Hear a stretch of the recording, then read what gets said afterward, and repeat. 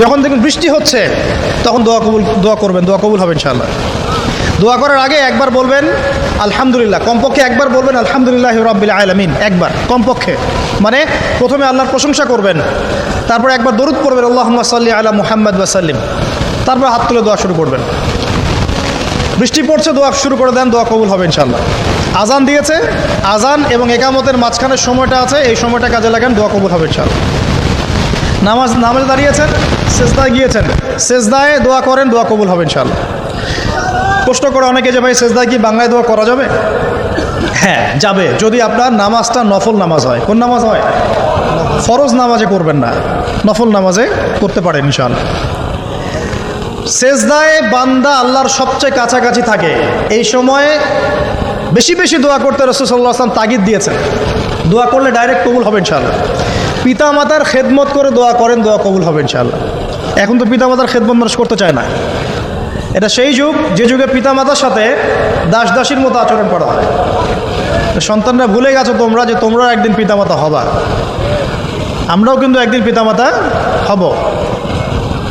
যারা বিয়ে শাদী করেছে, সন্তান সন্ততি হয়েছে, তারা জানে এই যে প্রসব বেদনার একটা সেকেন্ড, এক সেকেন্ড বা 1 মিনিট প্রসব যে বেদনা মায়ের হয়, এর ঋণ আমরা সারা জীবনে শোধ করতে পারবো না। পারবেন? এই কারণেই মায়ের পায়ের নিচ জান্নাতের কথা বলা আছে। মাদের সম্মান আল্লাহর কাছে অনেক বেশি, মেয়েদের সম্মান অনেক বেশি। এই নারীবাদী ফ্যামিলিস্টরা যা বুঝিয়েছে, ইসলাম এমন নয় তো। ইসলাম এমন নয়, ইসলামে মেয়ের মর্যাদা সবচেয়ে উপরে। সেই মেয়েদেরকে আমরা এখন কি করেছি? কাপড় চোপড় সব কমিয়ে কমিয়ে বেপর্দা করে রাস্তায় নামিয়ে দিয়েছে। যদি একটা মানুষ নিজের সম্মান না বোঝে, তাকে সম্মান কেউ দিতে পারে? নিজেকে চিনতে শিখুন। আমাদের সম্মান আল্লাহর কাছে অনেক বেশি। এটা বলছিলাম প্রিয় ভাইরা, মায়ের পায়ের নিচে আল্লাহ পাক সন্তান বেহেশতের কথা বলেছে। মা বোনদেরকে 4টা কাজ করতে বলো, অনলি 4টা কাজ। 5 ওয়াক্ত নামাজ যদি ঠিকমতো পড়তে পারে, 1 নাম্বার। 2, রমজান মাসে রোজা রাখে। 3 নাম্বার, পর্দা ঠিকঠাক মতো করে। আর 4 নাম্বার, স্বামীর আনুগত্য করে। ইনশাআল্লাহ জান্নাতের যে কোনো দরজা দিয়ে ইচ্ছা প্রবেশ করতে পারবে ইনশাআল্লাহ। এখানে স্বামীর আনুগত্যের কথা বলেছি, স্বামীর দাসত্বের কথা বলি না। আনুগত্য দাসত্ব এক জিনিস না। আনুগত্য মানে কি? আনুগত্য মানে আপনি স্বামীর যে কোনো ভালো কাজে আপনি তাকে সায় দিবেন, আনুগত্য। নামাজ পড়তে বলেছে, নামাজ পড়তে হবে। পর্দা করতে বলেছে, আপনি পর্দা করবেন। বেপর্দায় যাবেন, আপনি যাবেন না। এটা আনুগত্য। দাসত্ব কি? দাসত্ব হচ্ছে যে সে ভালো মন্দ যাই বলুক আপনি শুনছেন, এটা দাসত্ব। এটা করবেন না। মা বোনরা 4টা কাজ বাসায় গিয়ে আবার শুনিয়ে দিবেন। নবীজি বলেছেন 4টা কাজ কোনো মেয়ে করলে জান্নাতের যে কোনো দরজা দিয়ে ইচ্ছা প্রবেশ করতে পারবে। 1 নাম্বার, 5 ওয়াক্ত সালাত। 2 নাম্বার, রমজান মাসের সাওম রোজা। 3 নাম্বার, পর্দা ঠিকঠাক মতো করবে, লজ্জাস্থানের হেফাজত। এবং 4 নাম্বার, স্বামীর আনুগত্য করা। মায়ের খেদমত করে দোয়া করেন, দোয়া কবুল হবে ইনশাআল্লাহ। বাবার খেদমত করে দোয়া করেন, দোয়া কবুল হবে ইনশাআল্লাহ। কোরআন তেলাওয়াত করে দোয়া করেন, দোয়া কবুল হবে ইনশাআল্লাহ। মনে করেন শেষ রাতে উঠেছেন, মানে শেষ রাত বলতে বোঝাচ্ছি এই ধরেন যে 2টার পর থেকে, এখন 2টা 2:30টার পর থেকে নিয়ে ফজর পর্যন্ত শেষ রাতে উঠেছেন। এই সময় আপনি যা দোয়া করবেন ইনশাআল্লাহ কবুল হবে। হ্যাঁ, বলতে বাধ্য হচ্ছি, এখনকার তরুণ সমাজ ওই 2টা 2:30টার দিকে ওই যে কার কার খেলা থাকে, ওই খেলাগুলো দেখার জন্য ওঠে, তাহাজ্জুদ পড়ার জন্য উঠতে পারে না। অথচ আল্লাহ পাক বলছেন কি, যে শেষ রাতে আল্লাহ পাক প্রথম আসমানে নেমে আসেন এবং আহ্বান করেন, কে আছো আমার কাছে কিছু চাইবে আমি দিব, কে আছো আমার কাছে রিজিক চাইবে দিব, কে আছো আমাকে ডাকবে আমি তোমার ডাকে সাড়া দিব, কে আছো আমার কাছে ক্ষমা চাইবে আমি তোমাকে ক্ষমা করে দিব। প্রিয় যুবক ভাইরা, আল্লাহকে মূল্যায়ন করতে শিখুন। এই সময়গুলোতে দোয়া করলে ইনশাআল্লাহ তাআলা আপনার দোয়া কবুল হবে ইনশাআল্লাহ। সবচেয়ে ইম্পর্টেন্ট হচ্ছে একটা, যেটা আমরা প্রত্যেক দিন পড়ি, প্রায় 17 রাকাত নামাজ পড়ি আমরা, ফরজ নামাজ। শুধু ফরজ নামাজের কথাই বলছি। এখানে আপনি 34টা সেজদা করেন। 17 রাকাত ফরজ, 34টা সেজদা করেন। প্রত্যেক সেজদায় যদি একটা করে দোয়া করতে পারেন ইনশাআল্লাহ আল্লাহ আপনার দোয়া কবুল করবেন। দোয়া কবুল করার কিছু জায়গা বলে দিলাম। বেশি বেশি দোয়া করতে হবে। আমরা উম্মার অবস্থাগুলোকে বুঝতে শিখব। এখানে এই তিন ব্যক্তি, এটা বলে আমি শেষের দিকে যাচ্ছি, একটু ধৈর্য ধরেন। এই তিন ব্যক্তি পড়ে গেছে গুহার মধ্যে। আমি বলছিলাম জেনা ছেড়ে দিলে তোমার দোয়া আল্লাহ পাক ডাইরেক্ট কবুল করবে ইনশাআল্লাহ। কীভাবে? এই দলিল দিচ্ছিলাম যে তারা বলছে আমাদের তো কোনো, আমাদের নেক আমল যা আছে এটা দিয়ে দোয়া করতে হবে, কোনো অপশন তো নাই বের হওয়ার। একজন বলছে যে আল্লাহ, আমি আমার পিতামাতার খেদমত করতাম, মাকে দুধ পান না করিয়ে কখনো দুধ পান করি নাই, আল্লাহ এই কাজটা যদি তোমার কাছে ভালো লেগে থাকে আজকে আমাকে এই বিপদ থেকে উদ্ধার করো। এই দোয়া করার সাথে সাথেই এই গুহা থেকে পাথরটা একটু সরে গেল এভাবে। আর জড়বস্তু আল্লাহ পাকের হুকুম মানে, আল্লাহ পাকের হুকুম মানে না খালি দুইটা শ্রেণীর মানুষ, এক হচ্ছে মানুষ আর একটা জিন জাতি। এই পুরো প্রকৃতি আল্লাহ পাকের হুকুম মেনে চলে। আর জড় বলতে আসলে কিছু নাই, যদি আমি বোঝানোর জন্য জড় বলেছি, আল্লাহ পাকের হুকুমে সব কিছু জীবন্ত। এই যে মাটিতে আমরা বসে আছি না এখন, এই মাটি কিয়ামতের মাঠে সাক্ষী দিবে যে এখানে মাহফিল হয়েছিল। হ্যাঁ, ওইখানে বসে তুমি টিকটক করেছো, লেকচার শুনো নাই ভালো করে। একটা মাহফিলে যাচ্ছিলাম, দেখলাম যে এখন স্টেজে উঠি নাই, ওই সুযোগে দেখলাম যুব সমাজ রাস্তার পাশে দাঁড়িয়ে সিগারেট খাচ্ছে, ব্রেক নিচ্ছে আগে, চা সিগারেটের ব্রেক। হুজুর আসলে আলোচনা শুনবো। এখানে এসে যদি আমরা মানে কোরআন সুন্নাহর বাইরে কোনো কাজ করি, এই মাটি আবার সাক্ষী দিবে। এটা দলিল কোথায় আছে? সূরা জিলজাল পড়ে দেখবেন। সূরা জিলজালের মধ্যে দলিল আছে যে আল্লাহ পাকের হুকুমে এই জমিন কথা বলবে ইনশাআল্লাহ, আল্লাহ পাক হুকুম করলে। জি, তো একটু সরে গেল ওই পাথর। তারপরের ব্যক্তি দোয়া করছে, আল্লাহ, আমার একজন কাজের লোক ছিল, সেই কাজের লোক কিছু টাকা পেত, টাকা না নিয়ে বেচারা চলে গেছে, আমি ওই টাকা দিয়ে কিছু পশু কিনেছি, এই পশুগুলো কিনে আমি পালন করেছি। অনেক দিন পর সেই ব্যক্তি এসেছে, আমার টাকা দাও। তখন আমি বলেছিলাম যে এই যতগুলো পশু দেখছো সব তোমার। সেই লোক বলছে, আমার সাথে কি ঠাট্টা করছো? বলছে, না ঠাট্টা করছি না, তোমার টাকা দিয়ে আমি পশু কিনেছিলাম, এই প্রজনন হতে হতে হতে আজকে এতগুলো হয়েছে, সব তোমার, নিয়ে যাও। আল্লাহ, কলিজা দেখেন, আসলে দান করার জন্য কলিজা লাগে, টাকা লাগে না। আল্লাহর পথে দান করার জন্যে কলিজা লাগে, টাকা লাগে না। আর কিছু মনে করবেন না, আমি বিভিন্ন মাহফিলে যাচ্ছি, একটা কমন দৃশ্য দেখি এই কালেকশনের। আমার জানা নাই যে এভাবে নাম লিখিয়ে কোনো কালেকশন নবীর যুগ থেকে হয়েছে, আমার জানা নেই। বরং কতটুক দিয়েছে এটা গোপন রাখলেই ভালো। কে দিয়েছে, কত দিয়েছে জানানোর কোনো দরকার নাই। দিয়েছে, নিয়ে চলে আসবেন, শেষ। আমরা কাকে সন্তুষ্ট করার জন্য দেই? আল্লাহ জানলেই তো যথেষ্ট। কি দরকার জনগণ জানতেই হবে আমি 5,000 টাকা দিয়েছি? এতে আমার লাভটা কি? নেকি উল্টারও কমে গেল। উল্টা 7 শ্রেণীর মানুষ, একটা হাদিস আছে, 7 শ্রেণীর মানুষ কিয়ামতের মাঠে আরশের ছায়া পাবে। কিসের ছায়া পাবে? আরশের ছায়া, যে ছায়ার ছাড়া কোনো ছায়া থাকবে না। ওর মধ্যে এক শ্রেণী হচ্ছে ওই ব্যক্তি যে এত গোপনে দান করে, তার বাম হাত জানে না ডান হাত কি দান করছে। এই ব্যক্তি আরশের ছায়া পাবে ইনশাআল্লাহ। তো দুনিয়া যদি উদ্দেশ্য থাকে, নাম প্রকাশ করা, জাহির করার উদ্দেশ্য থাকে, বা যদি এমন হয় যে এখানে লৌকিকতা উদ্দেশ্য থাকে, নেকি নষ্ট হয়ে যেতে পারে, সুযোগ আছে, চান্স আছে। তো এই ট্রেডিশনগুলো বন্ধ করলে মনে হয় ভালো হয়।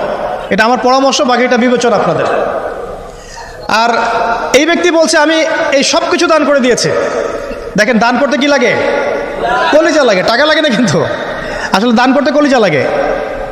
অনেক রিক্সাওয়ালাকে দেখেছে আমরা, 100 টাকা দান করে দিল, মসজিদের জন্য দান চাচ্ছে, 100 টাকা দান করে দিল। আর অনেক দেখবেন বিত্তশালী, ঢাকা শহরে যাচ্ছি বনানী গুলশান দিয়ে, দান করতে চাইলে 2 টাকা দিচ্ছে, 5 টাকা দিচ্ছে। এমন হয় না? দান করতে কলিজা লাগে। আর একটা কথা মনে রাখবেন, আপনি যত দান করবেন আল্লাহ আপনাকে তত বেশি দিবেন ইনশাআল্লাহ। ইনশাআল্লাহ আল্লাহ পাকের খাজানা যে এত প্রচুর, আপনি দান করলে কমে যাবে এই চিন্তাই করবেন না কখনো। তবে সবচেয়ে সেরা দান কোনটা জানেন? আপনার প্রয়োজন আছে এখন, এই প্রয়োজনের সময় দানটা হচ্ছে সেরা দান। এবং সবচেয়ে উত্তম খরচ কোনটা? সবচেয়ে উত্তম খরচ হচ্ছে আপনার পরিবারের পিছনে খরচ। আপনার পরিবারের পিছনে খরচটা আপনার সবচেয়ে শ্রেষ্ঠ খরচ। আর দান করে মধ্যম পন্থায়, এমন হবে না যে নিঃস্ব হয়ে গেলেন দান করে একদম, আবার এমন না যে কৃপণতা প্রদর্শন হচ্ছে, এমনও না। মধ্যম পন্থায় দান খয়রাত করবে ইনশাআল্লাহ। আর কিয়ামতের মাঠে মানুষ তার দানের ছায়ায় থাকবে ইনশাআল্লাহ। যে যত দান করবে ওই ছায়ার নিচে সে থাকবে। এই ব্যক্তি সব দান করে দিয়েছিল, যাও সব গরু ছাগল তোমার। তৃতীয় ব্যক্তি, পাথর সরে গেল একটু, তৃতীয় ব্যক্তি, যুবক তোমাকে বলছি ভাই, তৃতীয় ব্যক্তি আল্লাহর কাছে বলছে, আল্লাহ, আমার একজন সুন্দরী চাচাতো বোন ছিল, আছে না তোমাদের কাজিন, এবং তাকে আমি খুব ভালোবাসতাম। ওই যে এখন বয়ফ্রেন্ড গার্লফ্রেন্ড ফ্রি মিক্সিং, যেটা খুব ভালোবাসতাম, তো তাকে আমি পেতে চাইতাম, তাই আমি তাকে অফার করি, সে বলে যে না, আমাকে 100 স্বর্ণ মুদ্রা না দিলে আমি রাজি না। 100 স্বর্ণ মুদ্রা, এই মেয়ের অবশ্য অনেক ডিমান্ড ছিল, তাহলে বোঝা গেল 100 স্বর্ণ মুদ্রা মানে অনেক। জানেন এখন তো দেখা যায় 1500 টাকা 2000 টাকা দিয়ে মেয়ে তার ইজ্জত বিক্রি করে ফেলছে। 100 স্বর্ণ মুদ্রা, আর কাউকে কিছু দেওয়াই লাগে না, এমনি বিক্রি করে ফেলে। কত প্রশ্ন, কত যে প্রশ্ন আসে আমাদের কাছে যে ভাই বা হুজুর বা ভাইয়া ওস্তাদ, কত জীবনে এক পর্যায়ে ভুল করেছি, এরকম জেনায় লিপ্ত হয়ে গিয়েছিলাম, প্রেম করেছি, আমি কী করবো, আমার কি ভালো হওয়ার রাস্তা আছে কিনা, বা আমি তওবা করে ফিরে আসছি, আমি কি এখন বিয়ে করতে পারবো কিনা, প্রশ্নের শেষ নাই। বেশিরভাগ প্রশ্ন এরকমই আসে এখন। আরেকটা বেশি প্রশ্ন আসে, ভাই ওস্তাদ হুজুর, আমার স্বামী পরকীয়া আসক্ত, আমাকে দেখে না, এই হয় সে, এইগুলো প্রশ্ন বেশি। পারিবারিক জেনা কেন্দ্রিক যত প্রশ্ন আসে, অন্য কোনো কেন্দ্রিক প্রশ্ন এত আসা, মানে এই যুগটা কি হয়েছে, মানে মানুষকে জেনা উন্মুক্ত করে দিয়েছে একেবারে। একদম স্কুল লাইফ থেকে শুরু হবে বয়ফ্রেন্ড গার্লফ্রেন্ড ফ্রি মিক্সিং, এই বন্ধু পড়তেই জেনা হয়ে যায়, কলেজ লাইফে গিয়ে আরও বড় জেনা, ইউনিভার্সিটিতে গেলে তো আর কোনো পাত্তাই নাই। ইউনিভার্সিটির খুব কম ছেলে পাবেন সিগারেট খায় না, এবং খুব কম ছেলে মেয়ে পাবেন যারা এই অবৈধ প্রেম করছে না, খুব কম। এটাকে আমরা প্রমোট করছি আবার। বিশ্বাস করেন শুধুমাত্র সরাসরি সেক্সুয়াল সম্পর্কটাই জেনা নয়, এই মিক্সিংটাও জেনা আল্লাহ পাক বলেছে। এবং এতে করে আমাদের যুব সমাজে অধঃপতনটা হয়েছে, এটা অন্য কোনোভাবে হয় নাই। কারণ সূরা আলে ইমরান পড়ে দেখবেন আল্লাহ পাক বলছেন, যুয়িনা লিন-নাস হুব্বুশ শাহওয়াতি মিনান নিসা, মেয়েদের মধ্যে ছেলেদের জন্য সবচেয়ে বেশি শাহওয়াত আছে, খাহেসাত, এটা সবচেয়ে বেশি আকর্ষণ করে ছেলেদেরকে। সমাজের কাঠামো ভেঙে যাচ্ছে, তো সমাজের কাঠামো ভেঙে, আমরা তো বাইরে ভালো মানুষের লেবাস পরে আছি, দেখবেন বহু পরিবারে পরকীয়া চলছে, আপনি জানেন না, ভিতরে আমরা তো লজ্জা এগুলো বলি না, চোখ লজ্জায় বলি না, চলছে এগুলো এখন কমন হয়ে গেছে। যে ফ্যাশন শোর নামে, বিউটি কন্টেস্টের নামে, এই সেই, মানে অশ্লীলতাকে প্রমোট করা হচ্ছে চতুর্দিক থেকে। রেপ ধর্ষণ দিন বাড়ছে আর বাড়ছে, বাচ্চা কাচ্চা ছোট বাচ্চা মেয়ে পর্যন্ত রেহাই পাচ্ছে না। এই কয়দিন আগে একটা মেয়েকে কত পিস করে ভাসিয়ে দিয়েছে একেবারে, দেখেন নাই? কোথায় আছেন? সমাজটা কোথায় গেছে? আমরা ভালো মানুষের মুখোশ পরে বসে আছি, একটা মাহফিল করে কি সব হবে? কনস্ট্রাকটিভ কাজ করতে হবে। তারুণ্যের এই শক্তিটাকে আল্লাহর জমিনে দিনের প্রচার প্রসার প্রতিষ্ঠার কাছে ব্যয় করতে হবে। যতক্ষণ পর্যন্ত আমরা এরকম ভালো মানুষের লেবাস সেজে বসে থাকবো না, আমার ঘরেও ফেতনা ঢুকে আসবে, টের পাবেন না।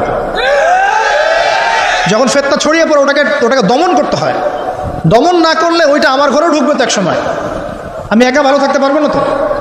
আর দমন করার ক্ষমতা আল্লাহ পাক যাদেরকে দিয়েছেন তাদের উপর অবশ্য ওয়াজিব হয়ে গেছে এগুলো দমন করা। এখন তাদের উপর একটা ফরজ ওয়াজিব হয়ে গেছে দমন করা এগুলা, নাহলে আল্লাহ পাক কঠিন শাস্তির সম্মুখীন করবেন। একটা হাদিস বলে সামনে যাই, শেষ করে গুটিয়ে নিচ্ছি। নবীজি বলছেন, একদিন ঘুম থেকে উঠে চোখ ঘষতে করছে, লা ইলাহা ইল্লাল্লাহ, আল্লাহ লা ইলাহা ইল্লাল্লাহ। তার স্ত্রী সামনে যায়নাব বিনতে জাহাশ রাদিয়াল্লাহু আনহা, তিনি বলছেন, ইয়া রাসূলুল্লাহ, কি হয়েছে, সমস্যা কি? নবীজি বলছেন, ওয়াইলুল লিল আরব, আরবদের জন্য ধ্বংস, মিন শাররি কাদ ইখতারাব, কি ভয়ঙ্কর ফিতনা ধেয়ে আসছে। তখন তার স্ত্রী বলছেন, ইয়া রাসূলুল্লাহ, আনুহলিকু ওয়া ফিনা সালিহুন, আমাদের মধ্যে সৎ মানুষ ভালো মানুষ থাকা অবস্থাতেও কি আমরা ধ্বংস হয়ে যাব? নবীজি বলছেন, বালা, অবশ্যই, নাম, হ্যাঁ অবশ্যই ধ্বংস হবে। ইযা কাসরাতুল খাবাস, যখন সমাজের মধ্যে অশ্লীলতাকে ছড়িয়ে পড়া হবে, যখন সমাজের মধ্যে অশ্লীলতা বেহায়াপনা ছড়িয়ে পড়বে, আলেম জালেম সব ধ্বংস হয়ে যাবে। এই সময় এখন আসে নাই? হারাম, সামান্য একটা হারাম ঠুনকো একটা খেলাকে নিয়ে সারা বিশ্ব কি করতেছে দেখেন নাই? কি পাগল হয়ে গেছে একেবারে, কি অবস্থা মানুষের মধ্যে। কে খেলে তারও ঠিক নাই, ওই দেশের লোক আমাকে চিনে কিনা তারও ঠিক নাই, নিজের কোনো ব্যক্তিত্ব গায়রত কিছুই নাই। আশ্চর্য একটা জাতি আমরা। কে খেলছে? ভাবখানা এমন যে আমরা মনে হয় যুদ্ধ করে কাফেরদের সাথে দ্বীন ইসলাম কায়েম করে ফেলছে, একদম ভাবখানা এমন। অথচ এগুলো তৈরি করা হয় কি জন্য? যাতে মুসলিম জাতি একদিকে ফোকাস করে থাকে, অন্যদিকে ওরা তাদের উদ্দেশ্য সাধন করবে। এখন সারা ওয়ার্ল্ডের চেহারা একদিকে ফিরাইছে, এদিকে দেখো, এই যে খেলা দেখো, আর বাকি পিছনে যে কাজগুলা ঠিকই করছে ওরা। দেখবে কি কাজ করছে কয়দিন পরে দেখতে পারবে। পাবলিকলি আমি বললাম না, কারণ বললে সব বুঝবেন না আপনারা, আর সব জায়গায় সব কিছু বলতে নাই। ওদের উদ্দেশ্য ওরা কখনো ভুলে যায় নাই। ওরা চাচ্ছে সারা বিশ্বটাকে শাসন করতে এবং মুসলিমদেরকে দমন করতে, এবং আপনাকে খেলতামাশায় ব্যস্ত রেখেছে। লাচো এখন যুবকদের কোনো হিতাহিত জ্ঞান পর্যন্ত চলে গেছে। এখন হিতাহিত জ্ঞান, তোমাকে এইভাবে চুল কাটতে কে বলছে? তোমাকে এইভাবে চুল কাটতে কে বলছে? এদিকে একদম ছিলে রেখে দিচ্ছে, এখানে মাঝখানে উঁচা একটা ময়ূরের মতো রেখে দিচ্ছে। মানে এভাবে চুল কাটতে তোমাকে কে বলছে? কে তোমাকে মেসির ফলো করতে বলছে? তোমার জন্য রাসূল সাল্লাল্লাহু আলাইহি ওয়াসাল্লামের বাবরি চুলের সুন্নত নাই? আজীব একটা ব্যাপার। দাড়ি রাখছো, বিরাট কোহলির মতো দাড়ি রাখছো, কেন? রাসূল সাল্লাল্লাহু আলাইহি ওয়াসাল্লামের মতো ছাড়া দাড়ি রাখতে পারো না? আশ্চর্য। আমাদের আদর্শ চিন্তা হবে না? নবী সাল্লাল্লাহু আলাইহি ওয়াসাল্লামের মতো এত সুদর্শন হ্যান্ডসাম মানুষ থাকতে আমি কাকে ফলো করব? যুবকদের পুরো মাথাটাকে ব্রেইন ওয়াশ করে ফেলা হয়েছে। কারণ ওরা জানে খুব ভালো করেই, যুবকরা যদি আল্লাহর পথে ফিরে আসে ওদের সমস্যা আছে, সমস্যা। এই কারণে তোমাদেরকে ভুলিয়ে রাখা হচ্ছে। নিজের জীবনের মূল্য দিতে শেখে। আল্লাহ রাব্বুল আলামিন তোমাকে আমাকে সৃষ্টি করেছেন, আল্লাহ পাক আমাদের হাতে এই দিনের বিজয় দেখতে চান। আল্লাহ পাক চান যেন আমরা আল্লাহর দিনটাকে পালন করি, প্রসার ঘটাই। ইনশাল্লাহ এক সময় দিন প্রতিষ্ঠা হবে ইনশাল্লাহ। আর আমরা যদি খেলতামাশায় মত্ত থাকি তাহলে দিনের প্রচার কে করবে? প্রসার কে করবে? আর সব কি ওলামায়ে কেরামের দায়িত্ব? সাধারণ মানুষের কোনো দায়িত্ব নাই? সবাই এখন এই যে ডক্টর হতে চান, ইঞ্জিনিয়ার হতে চান, ভালো কথা, হন।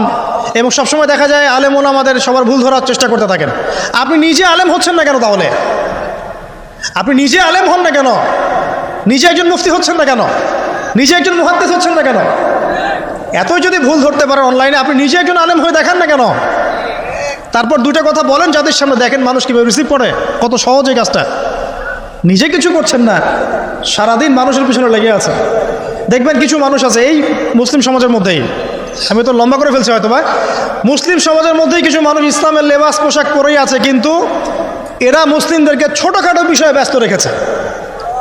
হাত বাঁধা, রফুলিয়া দেন, জোরে আমিন, পায়ে পায়ে, কিছু সিলি বিষয়ের জন্য বলছি যে বড় বড় বিষয়গুলো বাদ দিয়ে ছোটোখাটো বিষয়গুলো কিনে উম্মাকে ইখতিলাফে ব্যস্ত রেখে দিয়েছে। ভাবখানে এমন যেন ইসলামের সব বিষয় প্রতিষ্ঠা হয়ে গেছে, এখন এই 4টা বিষয় বাকি আছে। ভাবখানে এমন, অথচ সারা ওয়ার্ল্ডের মধ্যে ইসলাম আস্তে আস্তে সংকুচিত হয়ে গেছে। আমরা কবে স্মার্ট হব? প্রিয় ভাইরা, মনে রাখবেন আমরা সবাই মিলেই মুসলিম জাতি। পলিটিক্যাল লিডার্স আছেন, প্রশাসনের লোক আছেন, আমাদের যুবক যুবতী, তরুণ তরুণী, সবাই মিলেই আমরা এই উম্মা জাতি। আমরা কেউ কারো শত্রু নই, কেউ কারো দুশ্মন নই। সবার মধ্যে ভালো কিছু পাবেন, ভালো নিয়ে নেন, খারাপটা ছেড়ে দেন। উম্মাকে ঐক্যবদ্ধ করার চেষ্টা করেন। এই ছোটোখাটো বিষয়গুলোকে ইখতিলাফ বন্ধ করেন, আল্লাহর ওয়াস্তে বন্ধ করেন। বড় বড় বিষয়গুলো থেকে ফোকাস করেন। তরুণদেরকে শিক্ষিত করেন, আদর্শ পরিবার করেন, শিক্ষা অর্জন করেন, জ্ঞান অর্জন করেন, বড় আলেম স্কলার হন, বিশ্বকে নেতৃত্ব দেন। পলিটিক্স করলে ভালো করে করেন, যাতে করে আপনার দ্বারা দুনিয়ার দিনের খেদমত হয়। আলহামদুলিল্লাহ। ইকোনমিক্স হলে ভালো করে হন, বিজ্ঞানী হলে বড় বিজ্ঞানী হন, মানে আপনি বড় স্বপ্ন দেখেন। ইয়াং জেনারেশনকে নিয়ে আসেন ইসলামের দিকে, তাদের দ্বারা ইনশাআল্লাহ ইসলামের বিজয় হবে। ওই যুবক বলছে, আল্লাহ আমার এই চাচাতো বোনকে পেতে চাইতাম, সে 100 স্বর্ণমুদ্রা চেয়েছে। 100 স্বর্ণমুদ্রা সে বহুত কষ্ট করে অর্জন করে শেষমেশ ওকে দিল। দেওয়ার পর বলছে এখন আমাকে দাও। এখন সে প্রস্তুত, শুরু করবে, মানে দুজন কাছাকাছি এসে গেছে, এবার সেক্সুয়াল সম্পর্ক শুরু হবে কেবল। এই হওয়ার সময় এই মেয়ে বলে বসছে যে হে আল্লাহর বান্দা, আমি আমার সতীত্ব এতদিন পর্যন্ত হেফাজত করেছি, আল্লাহর দোহাই লাগে আমার সতীত্বটা নষ্ট করো না। কে বলছে? এই মেয়েটা বলছে। এবার এই ছেলে তাৎক্ষণিক সেখান থেকে উঠে গেল। হাদিসে এমন শব্দ এসেছে যে সেই ছেলে ওই মেয়ের মানে মাঝখানে বসে পড়েছে আর কি। ওখান থেকে সে উঠে গেল, উঠে স্বর্ণমুদ্রাও নিল না, স্বর্ণমুদ্রা রেখে দিয়ে সে আল্লাহর ভয় সেখান থেকে উঠে চলে আসলো, জেনা করলো না। সে বলছে, আল্লাহ ওই কাজটা যদি আমি তোমার ভয়ে করে থাকি, তুমি যদি জানো, আজকে এই পাথরটা এখান থেকে সরিয়ে দাও আল্লাহ। আল্লাহ পাক সেই পাথরটা পুরো সরিয়ে দিলেন এখান থেকে। চাক্ষুষ মৃত্যুর হাত থেকে আল্লাহ পাক বাঁচালেন কোন ওসিলায়? জেনা থেকে দূরে থাকার ওসিলায়। প্রিয় যুবক ভাই এবং যুবতীদেরকে বলবো, চারিত্রিক পবিত্রতা হেফাজত করেন, আল্লাহর ওয়াস্তে নিজের জীবনটাকে পবিত্র করেন, দিনের ইলম অর্জন করেন, বেশি বেশি আমল করেন, ভালো কাজে ব্যস্ত থাকেন, সমাজ কল্যাণমূলক কাজ করেন, বেশি ভালো কাজে ব্যস্ত থাকেন। খারাপ সার্কেলের সাথে মিশিয়েন না, ভালো সার্কেলে মিশেন, আলেম ওলামার সাথে সম্পর্ক রাখেন, মাদ্রাসার সাথে একটু যোগাযোগ রাখেন, দিনই হালাকাগুলোয় বসেন। এই অহেতুক ফাহেসা কাজগুলোতে সময় নষ্ট করেন না। কোরআন তেলাওয়াত করেন, বেশি বেশি করেন, দিনই বইপত্র পড়েন। এই যে ভ্রাম্যমাণ লাইব্রেরিগুলো আছে না, বই পড়েন। আমি বলছি না শুধু ইসলামিক বই পড়তে হবে আপনাকে, আপনি অর্থনীতির বই পড়েন, সমাজবিজ্ঞানের বই পড়েন, রাষ্ট্রবিজ্ঞানের বই পড়েন, জিওপলিটিক্যাল বইগুলো পড়েন, কোরআন সুন্নাহ তো পড়বেনই, শিক্ষিত হন ইনশাআল্লাহ তাআলা। আজ হোক আর কাল হোক আমরা বিশ্বাসী ওই যে যুগটা ছিল, যে যুগে মুসলিমরা সারা বিশ্ব দাপটের সাথে দাপিয়ে বেরিয়েছে আর কি, প্রত্যেকটা ডিপার্টমেন্ট মুসলিমরা রুল করেছে, ইনশাআল্লাহ আবারও সেই সময় ফিরে আসবে ইনশাআল্লাহ। আমরা বিশ্বাস করি আল্লাহ রাব্বুল আলামিন তার রাসূলের মাধ্যমে জানিয়েছেন যে ফিতনাময় এই পরিবেশটা চিরস্থায়ী হবে না। এখন হয়তো ফিতনা চলছে, কিন্তু এরপরে আসবে ইনশাআল্লাহ তাআলা আল মাহদির যুগ। কার যুগ? ইমামুল মাহদির যুগ আসবে ইনশাআল্লাহ। তারপরে ঈসা ইবনে মারইয়ামকে আল্লাহ পাক পাঠাবেন এবং যত দুশমন আছে ইসলামের সবার সাথে সরাসরি ব্যাটল হবে, হাদিসে বলা আছে, কিছু করার নাই। এবং সেই যুদ্ধগুলোতে মুসলিমরা জিতবে ইনশাআল্লাহ। তারপরে সারা বিশ্বে ইসলামী খেলাফা কায়েম হবে ওই জেরুজালেম থেকে ইনশাআল্লাহ আযজা ওয়া জাল্লা। আমরা দোয়া করি আল্লাহ রাব্বুল আলামিন আমাদের যুব সমাজকে যেন কবুল করে নেন, আমিন। এবং তাদেরকে এই জাগতিক ফিতনাগুলো থেকে আল্লাহ পাক হেফাজত করুন। আমাদের সতীত্ব, পবিত্রতা, চরিত্রের সৌন্দর্য আল্লাহ পাক যেন অটুট রাখে, জেনা থেকে আল্লাহ পাক যেন বাঁচিয়ে রাখে। আল্লাহ পাক আমাদের সবাইকে দিনের এলেম অর্জন করার তৌফিক দান করেন, জীবন সম্পর্কে সচেতন হওয়ার তৌফিক দান করেন, সময়কে মূল্যায়নের তৌফিক দান করেন, খাস পর্দায় থাকার তৌফিক দান করেন মা বোনদেরকে, এবং আমাদের মধ্যে উম্মার ঐক্যের জন্য কাজ করার তৌফিক আল্লাহ পাক সবাইকে দান করেন, আমিন।